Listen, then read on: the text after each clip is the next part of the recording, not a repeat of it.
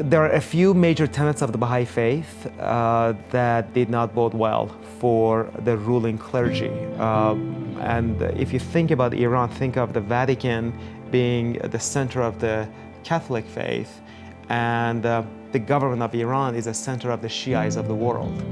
And they had a very difficult time with the teachings of the Baha'i faith. And you would think that what about these teachings were so unacceptable to them?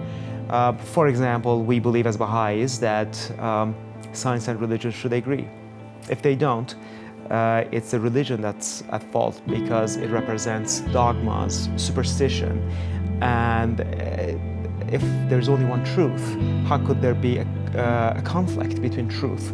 And we think that if we set aside superstition and dogmas and let scientists do their thing, ultimately it will lead to the truth.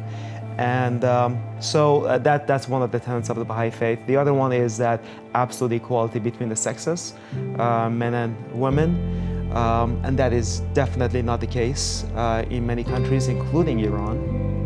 And we believe that religions at the end of the day represent one truth, and they're part of a progressive revelation that religion renews every 1,000 years or so. But the truth remains the same. The fundamentals of religions remain the same. Every religion believes that there is a life after death. Every religion believes that there is a God. But the non-essentials change. The non-essentials are like, how do I pray? How many times a day do I pray? Do I fast or I don't fast? Those social teachings are the ones that change, not the fundamental beliefs.